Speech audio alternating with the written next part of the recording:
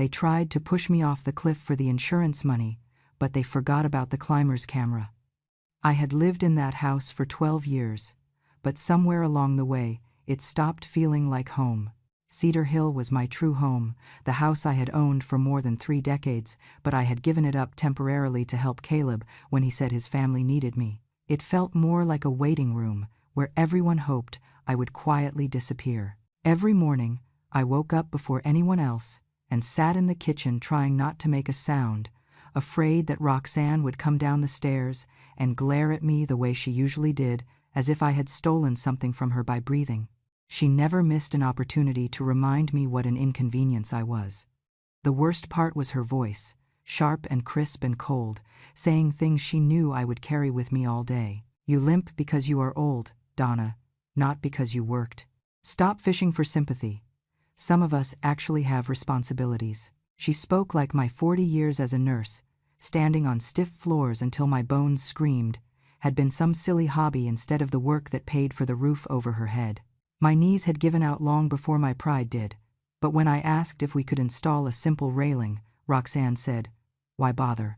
She is barely going to last 10 more years." Caleb said nothing. He rarely did anymore. He had learned how to let her talk for both of them, and I watched him shrink into her opinions the way people sink into soft chairs, because it is easier than standing up. To keep the peace, I stayed quiet. When she scolded me for using the toilet too often, I stopped drinking as much water, even though the doctor told me hydration could help my joints. I never flushed unless I absolutely had to, because she would bang on the door and shout about the water bill, as if each drop came from her veins. That day I held it so long my stomach cramped, but the fear of waking her outweighed my discomfort. It was humiliating, but I did it anyway. I always did. That night, the pain in my bladder became unbearable. I eased my feet into my slippers and opened my bedroom door slowly enough that the hinges would not squeal. I walked gently, favoring my right knee, letting the wall hold some of my weight. When I passed by Caleb and Roxana's room, I noticed the door was cracked open. The hallway light barely touched the carpet, but their voices slipped out clearly, crisp as paper-cutting skin. Roxanne whispered first, low but vicious, the way she always sounded when she thought the world belonged to her. $90,000, Caleb, that is how deep we are. Do you understand? 90,000. He muttered something, but she didn't let him finish. And she is sitting on money we could use. Insurance does not pay unless the death is accidental. Hiking accidents happen all the time. I froze. My breath caught in the back of my throat. I leaned ever so slightly toward the doorway, praying the old wood under my heel would not betray me. Then I heard her say it, the sentence that stiffened every muscle in my frail, tired body. One push, that is all it takes. She cannot fight back. She can barely walk. My chest tightened, and a sharp wave of heat shot through my face. For a moment I could not tell if it was fear or heartbreak. Then I realized it was both. If you feel justice deserves celebration, smash that hype button. Let us keep stories like this alive, echoing far, far away. Your support helps us bring understanding and love to those who deserve it. Thank you so much. Keep listening. My heart pounded so hard I could hear it in my ears. But even in that terror, a small voice inside me whispered that the truth must be heard by someone, by anyone. Caleb answered her in a voice that sounded nothing like the boy I raised. She has been dead weight for years. I am tired of pretending everything is fine. We take her on the trip, you distract her, and I finish it. No one will question it. People her age fall all the time. My hand rose to my mouth, not to hush myself, but because my jaw trembled. I wanted to believe I heard wrong. I wanted to think they were talking about someone else. But the truth was there in the way they said she. Never Mom, never Donna, never anything that resembled a human being. I took one step back, and the edge of my slipper caught the corner of the hallway rug. The soft scrape was barely audible, but it was enough. The talking stopped, their door swung open wider, and Caleb appeared. His expression was not shock, not concern, but irritation, as if I had interrupted a television show he enjoyed. "What are you doing up?" he asked. His tone was flat and cold. Nothing in him belonged to the son who once clung to my hand when thunderstorms scared him. I needed the bathroom, I said, and my voice cracked like thin ice under weight. Behind him, Roxanne smiled, not kindly, not even politely. It was the smile a person uses when they realize their prey is cornered. Caleb stepped closer. "This weekend," he said, "the three of us are going hiking. Me, you, and Roxanne. You are going. I do not care how your knees feel." His jaw tightened. "Laurel has her school trip, so she will not be with us. It is a family weekend. You do not get to refuse." My throat tightened. My knees throbbed. "Something inside me splintered," I whispered. "I do not think I can." He cut me off. "You are going." I nodded, because disobeying him felt too dangerous. But as I walked toward the bathroom, I knew one thing with absolute clarity. I had just heard my own death being planned by the very people I once loved more than anything, and they believed I was too old, too weak, too worn down to stop them. They had no idea how wrong they were. I spent most of the night awake after hearing the pieces of their plan, staring at the ceiling in the dark while my knees throbbed in dull, pulsing waves. Pain was nothing new to me. I had pushed through far worse in my years at the hospital, but tonight it carried a different weight. It reminded me of everything I had endured, everything I had given, and everything that had slowly been twisted into ammunition against me. People like to say resentment needs a reason, but in my house, resentment had learned to grow without one. Sometimes resentment only needs an audience, and Roxanne had become the loudest one in the house. Her dislike for me began long before the debts or the marriage troubles. It started with something as simple as me refusing to pay off their credit card balance years ago. They had blown through thousands on vacations, gadgets, and nights out, then came to me with open palms, expecting me to fix it like a nurse bandaging a scrape. When I said no, Caleb stared at me as if I had betrayed him. Roxanne spat out the words, "selfish old woman," as if she had been waiting to use them. I explained that I wanted them to learn responsibility, that solving the problem for them would only make it worse, but they did not want to hear it. From that day on, every mistake they made was somehow my fault. Then there was the house in Cedar Hill. My house. The one I bought after 3 decades of double shifts and holiday hours. The one where I had cared for patients who had no one else, the one place that still felt like mine. Roxanne hated that house. She claimed it looked like a shrine to the poor, a reminder that I had worked low-class jobs. Her words, not mine. She mocked the wallpaper, the creaking floors, the porch swing that my husband built before he passed.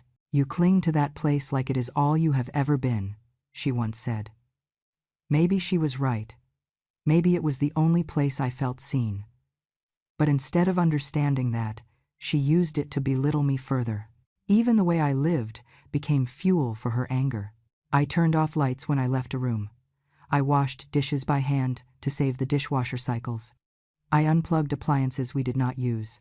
I had lived through years where a single dollar meant something, so frugality stayed with me, not out of fear but habit. But Roxanne told everyone at her book club that my habits made the house feel like a mausoleum. One evening she said loud enough for me to hear, "I swear she is preparing us for her funeral with how dead this place feels." Caleb never defended me. In fact, his silence hardened over the years. His shame ran deep, and I could feel it even when he did not speak. He despised that his mother had been a nurse who worked herself ragged, while he struggled to hold a job longer than 8 months. My sacrifices, which had once been a badge of honor in his eyes, became a stain he wanted to wash away. The harder life pressed on him, the more he blamed me for the shape of his own failures. My knees were the worst of it. 40 years of lifting patients, bracing falls, and standing through emergencies take a toll. Some nights the joints felt like they were filled with burning sand. I rubbed ointment to ease the ache, but the smell bothered Roxanne. "You crawl around here like a sluggish turtle," she mocked, "and that awful medicated stink follows you everywhere." When I apologized, she rolled her eyes and told me that apologies do not fix what is broken, and I realized she meant me. The real wound, though, was hearing how she spoke about me to Laurel. I loved that child more than I had the words to express. She saw me, really saw me, with the kind of unfiltered kindness only children possess. One afternoon, I heard Caleb tell her, "Do not grow up to be like your grandmother. She has nothing to show for all her years." Laurel ran to her room crying, and I sat on the stairwell gripping the rail, trying to breathe through the ache spreading across my chest. I wanted to tell Caleb that my life had meant something, that patients lived because I stayed awake when others slept, that colleagues trusted me, that he had once trusted me too. But the words died before they reached my mouth. It is hard to defend yourself when the people you raised no longer believe you are worth defending. That night, sitting on the edge of my bed after hearing their whispered plot, a cold truth settled over me. They did not hate me for any wrong I had done. They hated me because my kindness, my sacrifices, my discipline exposed everything they lacked. They twisted my best qualities into flaws, reshaping me into a villain they could safely blame. As that truth took root, something shifted inside me. Their hatred came not from my failures, but from their fear and greed. And in that realization, painful yet clarifying, a quiet strength began to rise, something I had not felt in years: resolve. Caleb barely spoke to me the morning after I overheard their plan, but he did not have to. His silence carried the same weight as a threat.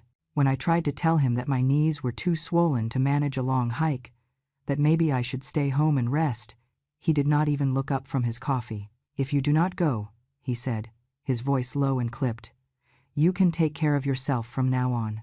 He tapped his finger on the table as if punctuating the sentence. "No more rides, no more meals, no more roof over your head." He finally lifted his eyes, and there was nothing soft left in them. "You are going." I nodded because I had learned that resistance only made him crueler. Even if I escaped the hike, where would I go? Cedar Hill was still mine legally, but I did not have a car, nor the strength to walk far. I stayed quiet, thinking of Laurel. She had left early for her school camping trip, hugging me tightly before she climbed into the bus. "I will miss you, Grandma," she had said. The truth was, I wished she were here, because if she came, Caleb and Roxanne would have had to keep their masks on.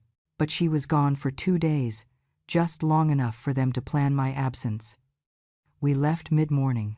Caleb tossed a backpack into the trunk with more force than necessary, as if annoyed that it weighed more than he expected. Roxanne waved me toward the back seat, but had piled 2 coolers and a bag of gear where my legs would have gone. "Just squeeze in," she said without glancing back.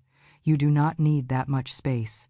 She slid into the passenger seat and angled it so far back that it pressed against my knees. A sharp bolt of pain shot upward, and I bit down on my tongue to keep from reacting. Caleb pulled out of the driveway with a jerk. The road out of town was smooth at first, but he took the turns sharply, and each sway sent pressure into my aching joints. Roxanne leaned her head against the window, pretending not to notice. After a few miles, she finally spoke. Not to be kind, but to provoke. "Hope your legs hold up, Donna," she said, her voice light, almost cheerful. "These trails can get rough, but if you cannot keep up, well, too bad." I stared out the window, trying to steady my breathing. The pain was manageable.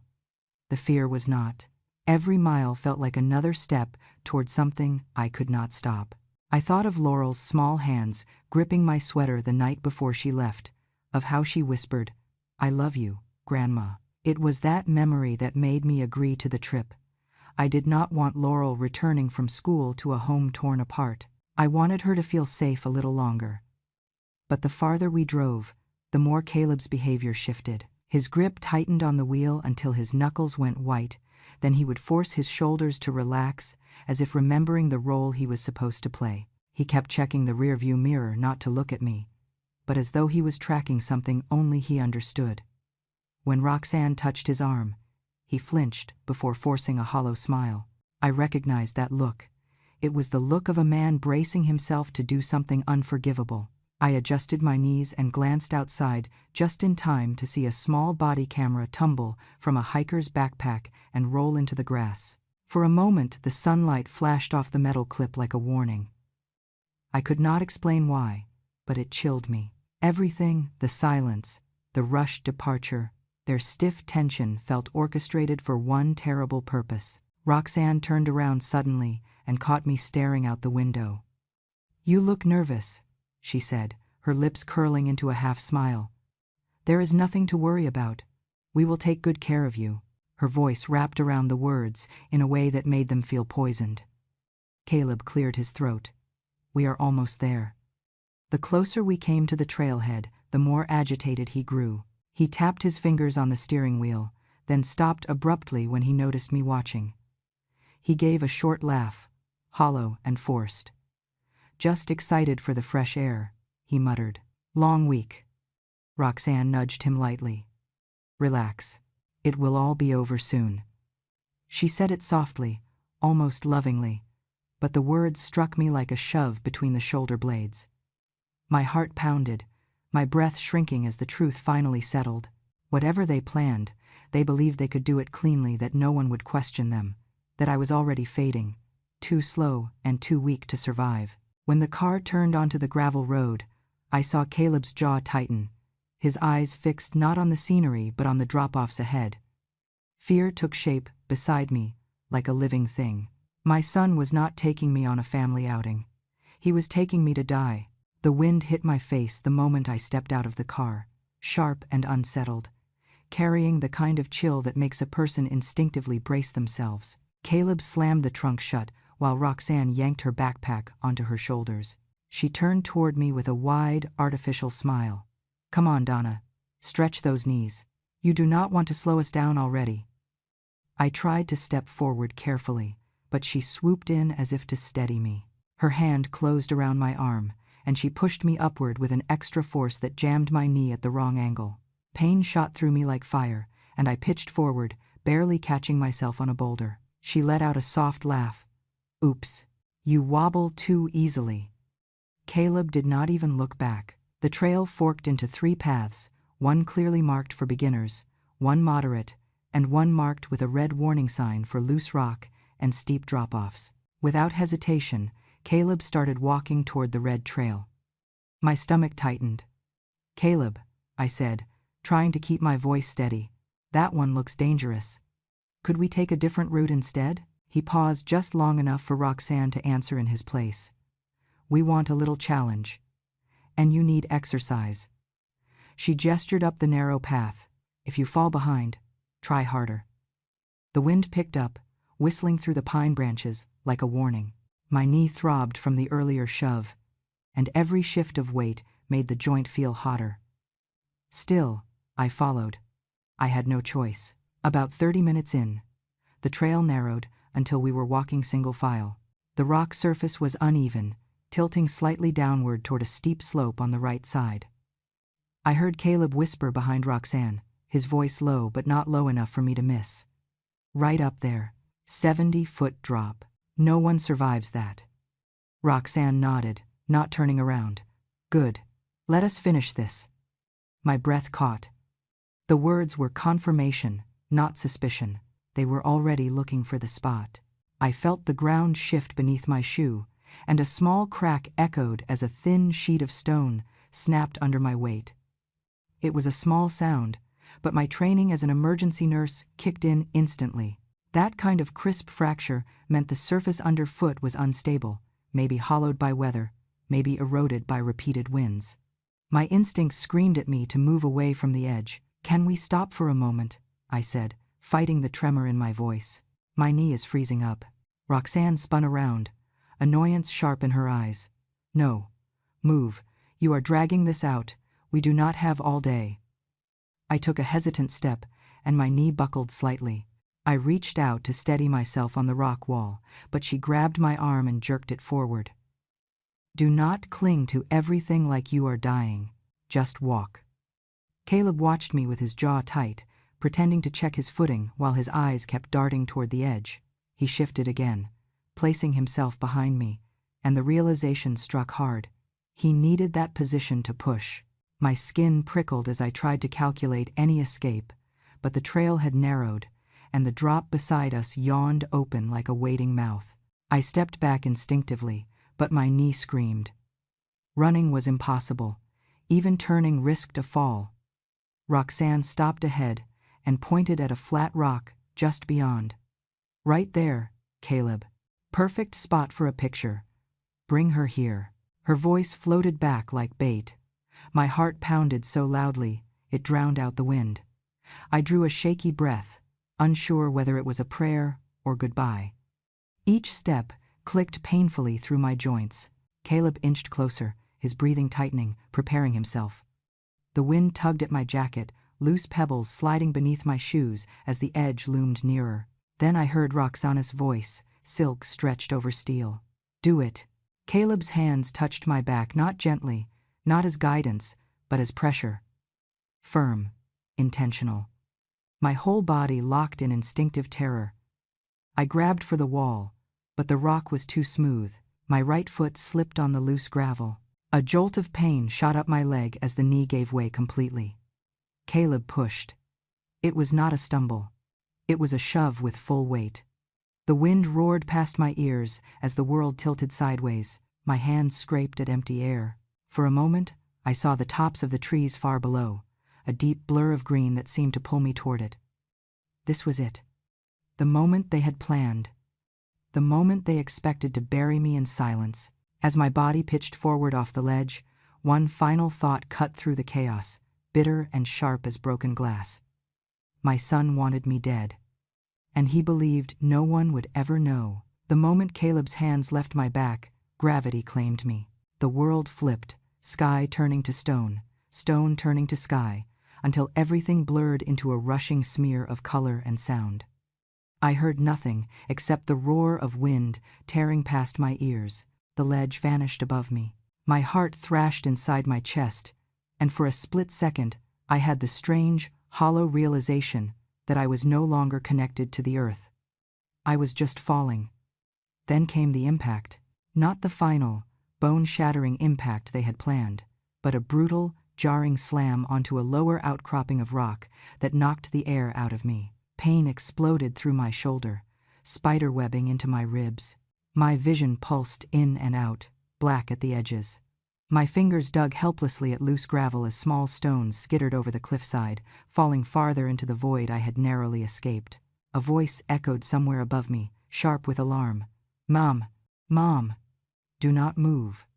I blinked several times until the swirling haze cleared enough to make sense of the shape crawling toward me. A man, middle-aged but strong, steadied himself with one knee while pulling a coil of rope from his pack. His tent was pitched just a few feet away on the only semi-flat space the cliff offered. He later told me he had chosen that ledge specifically because it was one of the few stable pockets on that side of the mountain, a place experienced climbers sometimes used when testing equipment. How could anyone have been here right here? He clipped a carabiner to his harness and let the rope fall toward me. "Grab this," he said, steady and controlled. "I have you." My hands trembled too hard to close around it at first. I forced my breathing to slow, forced my fingers to wrap around the rope. The moment I gripped it, he leaned back and braced his heels against the rock, lifting me inch by inch toward safety with practiced strength. My knees scraped the stone, my palms burned, and my shoulders screamed every time I pulled, but I climbed. When he finally hauled me onto the ledge beside him, I collapsed against the rock, gasping. He knelt beside me, eyes scanning me with a precision I recognized, not the panic checking of a stranger, but the calm assessment of someone trained. "Mom," he said quietly, "I saw you fall. Or rather, someone pushed you." My breath snagged in my throat. You saw?" He reached over and tapped a small device clipped to his pack. My body camera was recording, testing new equipment for my daughter. He looked straight into my eyes. "You did not slip." The words broke something open inside me. I shut my eyes for a moment, fighting tears. When I opened them, he extended a hand. "I am Owen Reddick." I took his hand, feeling the solidity of it, the steadiness. "Donna Marsh," I whispered. My son tried to kill me." "I know," he said gently.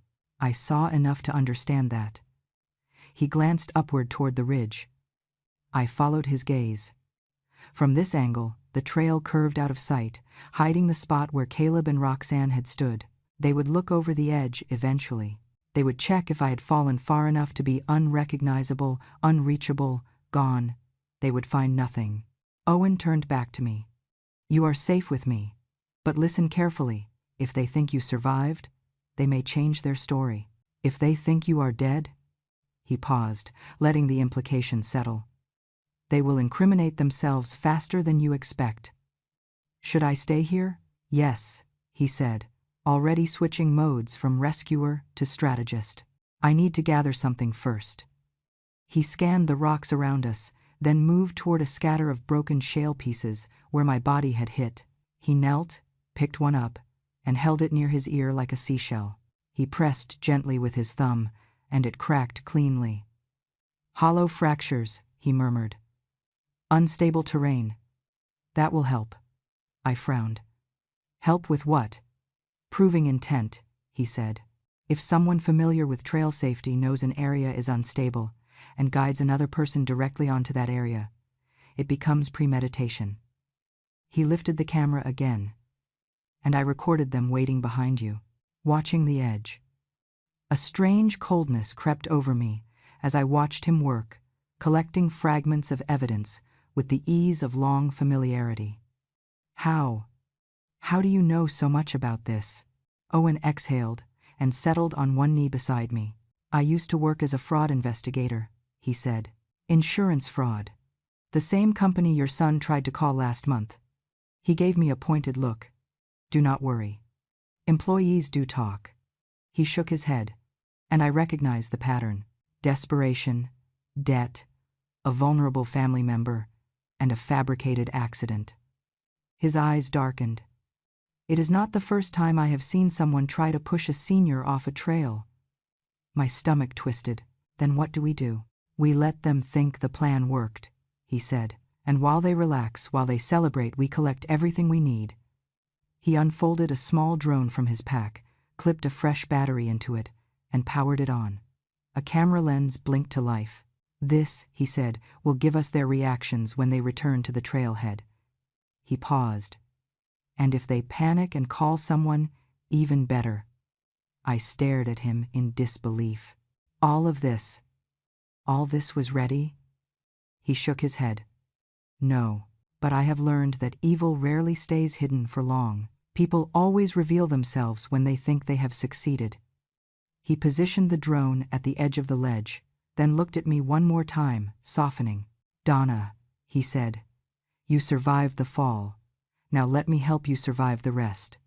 For the first time since Caleb shoved me, my hands stopped shaking. Owen Reddick had not just saved my life. He was about to expose the very people who tried to end it. Owen guided me carefully into the small alcove just below his tent, where I could rest without being seen from above. He worked quickly, moving with the steady efficiency of someone who had spent years navigating dangerous ground. While he adjusted the drone and checked the footage on his body camera, I tried to steady my breathing. My ribs still ached from the fall, and my shoulder throbbed violently with each heartbeat, but I forced myself to stay alert. Survival demanded attention. Owen crouched beside me. Donna, he said quietly, I need you to prepare yourself. What I am about to show you will hurt, but it will protect you. He tapped the camera and replayed the distant footage. Even with the angle distorted by wind and distance, the image was damning. Caleb hesitating behind me, adjusting his stance, Roxanne watching the edge, their heads dipping toward each other right before Caleb shoved me forward. The force of the push was unmistakable. My own figure tipped over the cliff, arms flailing, and then disappeared from the frame. I covered my mouth with both hands. There was no room left for hope, no place to hide behind denial. My son had done this, my own child, the boy I once carried across burning sidewalks in midsummer because his feet were too blistered to walk. Now he had thrown me over a ledge, as if I were trash. Owen paused the footage and turned to me gently. This alone is powerful, he said, but it gets stronger. He pulled out his tablet and opened a cloud folder synced from his phone. Your son is not very tech-savvy, he explained. His smartwatch was still paired to his phone. When he walked past the trailhead earlier, the device automatically uploaded all buffered audio recordings. He pressed play. Caleb's voice filled the small alcove, clipped and cold. Once she goes over, it will be clean. Insurance will cover everything. You just say she stumbled. Old knees, weak balance. They will not question it. Another line followed, spoken by Roxanne with disgusting confidence. 70-foot drop. No one lives through that. We will get the payout, pay off the cards, and finally breathe. My stomach twisted. It felt surreal to hear their cruelty spoken so casually, so logically, so certainly. There was no hesitation in their tone, no flicker of guilt. They had planned my death the way people plan a weekend errand. Owen tapped again. There is more. He opened an email, forwarded from a contact at his old company. It contained a recording. A woman's voice. Roxanne spoke in her overly polite customer service tone. Hi, I am just wondering, hypothetically, if an elderly relative had an accident while hiking, would the life insurance still pay out the full amount? Even if they had pre-existing mobility problems? The timestamp was 3 hours before the push. I felt sick. Insurance keeps documentation for legal reasons, Owen said. She probably thought she sounded subtle. She did not. He stood and walked to the edge of the ledge. And finally, the last piece. He pointed to a cluster of prints in the dustier part of the rock. Those are fresh, new hiking boots. Men's, size 11. Tread matches the Falcon Ridge model sold downtown. Your son bought those last week. He lifted his camera and photographed them from multiple angles. Most hikers never step this close to the edge. It is reckless unless you have a purpose. Together, the pieces formed a picture more complete than I ever imagined. A mapped-out killing, a financial motive, a staged accident. My fall fitted into their plan like a puzzle piece. It should have shattered me. Instead, an unfamiliar fire began to kindle inside me, warming the parts of my spirit that had been cold for too long. When do we go to the police? I whispered. Soon, Owen said, but not yet. He checked the drone's live feed. The small machine hovered near the trailhead, its camera angled toward the parking lot. On the screen, 2 figures appeared, Caleb and Roxanne, walking casually toward their car. They looked relaxed, almost buoyant. When they reached the vehicle, Caleb unlocked the trunk and pulled out a chilled bottle of champagne. Roxanne clapped her hands together in excitement. I watched in disbelief as they toasted my death. Roxanne leaned into him and said something, and Caleb threw his head back, laughing. The drone captured every second of it. That, Owen said, is emotional evidence. Juries care about emotional evidence. Before I could respond, he tapped his phone. I am sending everything to the sheriff's department now. Video, audio, footprints, timestamps. My pulse quickened as the message was delivered. 2 minutes passed. Then his phone lit up. They are dispatching units, he said. Your son and daughter-in-law will not leave that parking lot. I stared at the drone feed. Caleb and Roxanne were loading their packs into the trunk when 2 sheriff cruisers pulled in from opposite sides. Their faces changed instantly, confusion, irritation, then dawning fear. Officers approached with hands on holsters. One of them pointed at Caleb and said something firm. Caleb shook his head violently, gesturing up at the trail as if trying to fabricate a new script. Roxanne tried to step backward, but another deputy cut her off. Seconds later, both were handcuffed. Caleb twisted to look up the mountain as if expecting my ghost to emerge from the tree line and condemn him. In a way, I already had. Owen angled the tablet toward me. They are in custody, he said. Your part is done. Now the law takes over. I exhaled a breath I felt like I had been holding for years. They had thrown me off a cliff to erase me, but the truth, every cruel word, every calculated step, every arrogant assumption, had become the rope that would hang their freedom. Justice had begun. The weeks that followed felt unreal, as if I were living inside someone else's body, someone else's story. My shoulder healed slowly. My ribs remained tender, but it was the invisible wounds that ached the most. Each morning I woke with a jolt, expecting to hear Roxanne shouting or Caleb demanding something. Instead, the house was quiet and unfamiliar, gentle quiet that felt like oxygen returning to a suffocated room. The prosecutor visited me twice, each time with more evidence than before: the cloud recording from Caleb's smartwatch, the call Roxanne made to the insurance company, footprints, the drone footage of their celebration, Owen's body camera. Every piece fit so neatly into place that even I, who had lived inside the terror of it, felt stunned by how thoroughly they had built their own case against themselves. When the trial date arrived, I sat on the witness bench with my hands clasped together. My palms were cold. The courtroom smelled faintly of paper and lemon polish, and the hum of whispers died the moment the bailiff announced the judge. I thought my heart would climb into my throat when they brought Caleb and Roxanne in, both wearing orange jumpsuits and shackles. For a fleeting second, Caleb's eyes met mine. There was no remorse there, only anger, sharp and wild, coiled like a snake. Roxanne refused to look at me at all. The prosecutor began with the footage from the body camera, played on a large monitor for the entire court to see. There I was, falling from the ledge. There were Caleb's hands shoving. There was Roxanne watching with chilling anticipation. A gasp rippled through the spectators.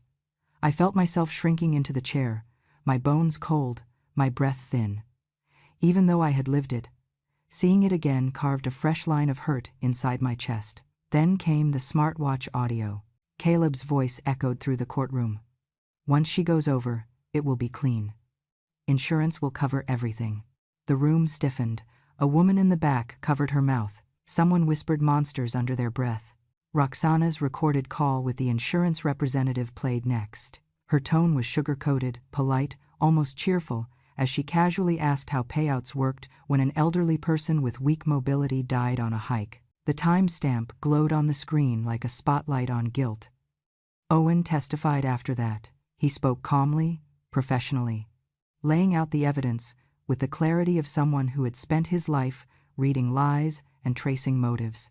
When he described pulling me from the ledge, people turned to look at me with sympathy. Not pity sympathy, the kind I had forgotten strangers could offer. Then came my turn. I walked slowly to the stand, my knee stiff but steady. The prosecutor asked gentle questions, giving me room to breathe. I told the court how I overheard them talking, how I was pushed, how I survived only by chance and the presence of a man who should not have been at that ledge but somehow was. I did not cry until the defense attorney tried to claim that Caleb had slipped and accidentally bumped me. The lie was so thin it crumbled in the air, yet hearing it spoken aloud, hearing them try to paint my near murder as a stumble, unlocked a surge of sorrow so sharp I had to pause. The judge watched me with steady eyes and nodded for me to continue when I was ready. When closing arguments finished, the judge took a long moment before delivering the verdict. The room was silent, waiting, breathing as one. He turned first to Roxanne. "Roxanne Marsh, you are found guilty of attempted murder, insurance fraud, and identity theft." She flinched, as if slapped, but the judge was not finished. "Your actions were calculated, cruel, and driven by greed. You targeted someone vulnerable and attempted to destroy her life for financial convenience." Then he looked at Caleb. "My son, my boy." The judge's voice grew heavier. "Caleb Marsh, you are found guilty of attempted murder and conspiracy to commit fraud." He paused, letting the weight of the words settle.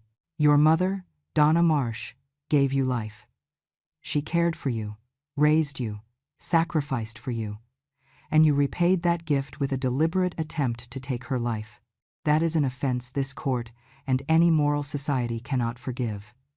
He sentenced them both to long, unforgiving terms. A strange quiet spread inside my chest. Not happiness, not relief. Something older, deeper.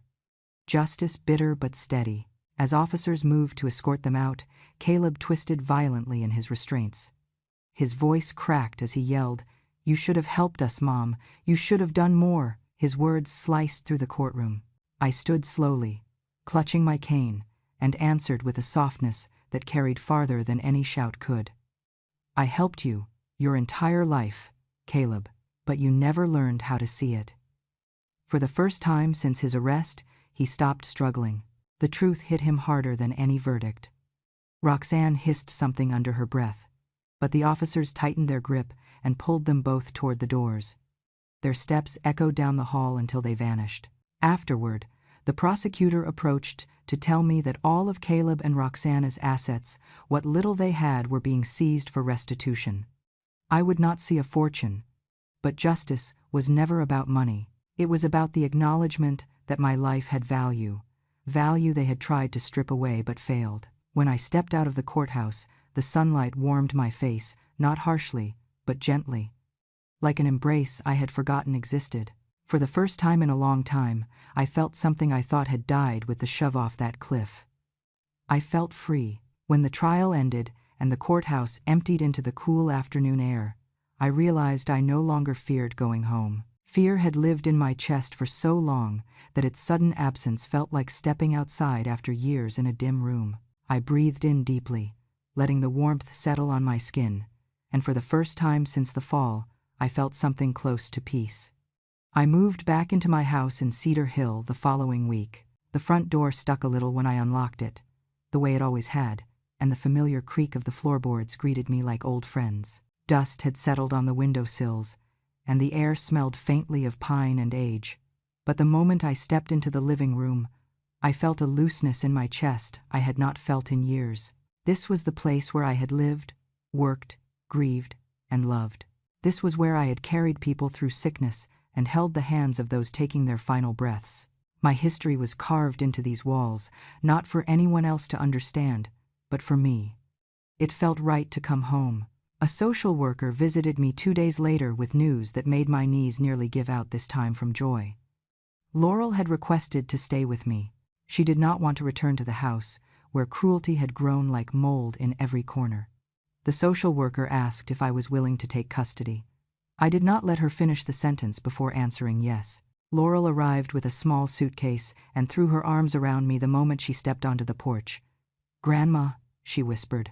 I knew something was wrong. I just did not know what. I held her tighter than I ever had, promising silently that she would never again have to carry fear she did not earn. We set up her room together, and the sound of her humming as she arranged her books was the most hopeful sound I had heard in months. As the news story spread, the town reacted in ways I never expected. People who had passed me on the street, without so much as a glance, now stopped to speak. Some brought meals, others brought flowers. Many simply offered a hug or a soft word. I had not considered myself brave or extraordinary. I had only survived. But to them, survival made me something worth admiring. They called me strong. They called me resilient. Some even called me a hero, though I never felt like one. I only felt grateful to still be standing. One afternoon, I received a call from the insurance company that Caleb and Roxanne had tried to deceive. The representative explained they were launching a new initiative, a campaign to raise awareness about fraud targeting elderly people. They wanted me to be the face of it. The idea startled me at first. I had lived so long in silence, shrinking myself to avoid conflict, that becoming a symbol felt almost impossible to imagine. But the more I thought about it, the more I realized it was not about publicity. It was about giving my suffering purpose. If my story could protect even one person from what I endured, then maybe the pain had somewhere meaningful to go. I accepted.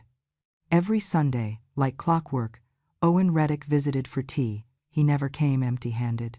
Sometimes he brought fresh bread from the market. Other times he brought tools to help me repair small things around the house. Once, he brought a new porch light and insisted on installing it himself. He understood silence better than most people I had met. He did not fill it with noise or questions. He simply sat with me, soaking in the quiet, the way one sits beside a river, unhurried, steady, present. One afternoon, as we drank chamomile tea on the porch, he set down his cup and said, "You know, Donna, you have every reason to be bitter. But you are not." I smiled softly, feeling the sun warm my hands. "Bitterness would keep me tied to them," I said. "I survived the fall. I do not need to live in it." He nodded, and for a moment neither of us spoke. We did not need to. There was a comfort in shared understanding, a companionship built not on obligation, but on quiet respect. Owen had pulled me from the cliff, but he had also helped pull me back into my own life. A month after returning home, I painted a small wooden sign and hung it beside the porch swing. The letters were simple, carved with a steady hand and filled in with midnight blue paint. Marsh home, not for sale, not ever. The words felt like a promise to myself, to Laurel, to the life I had reclaimed. As I stepped back to look at the sign, I whispered to the empty air, to the ghosts of fear and betrayal that still lingered in memory, but no longer ruled my days. They wanted me gone so they could take this house, but this house kept me alive long enough to watch justice find them. I touched the wooden frame of the doorway, feeling its familiar grooves beneath my fingers. And now, I said softly, this home belongs to the people who never wished me harm. Laurel called my name from inside, her voice bright and warm. I went to her, leaving the past exactly where it belonged behind me, on the cliff where their cruelty ended and my second life began. Thank you, my dear, for sitting with me through all of this. Some stories are heavy, some are painful, but they deserve to be told because silence is where cruelty grows, and truth is where we finally breathe again. If this story touched you, if you believe that justice, no matter how long it takes, still matters, if you believe no grandmother should ever have to fight alone, then I would love for you to stay with me a little longer. Subscribe to Grandma True Stories. Here, every whisper becomes a voice, every wound becomes wisdom, and every quiet woman finally gets to be heard. Your support keeps these stories alive. Stories of survival, of courage, of the kind of strength nobody sees until the moment it refuses to break. Thank you for listening. And remember, when a grandmother speaks, the world should listen. Come back soon, sweetheart. I have many more truths to tell.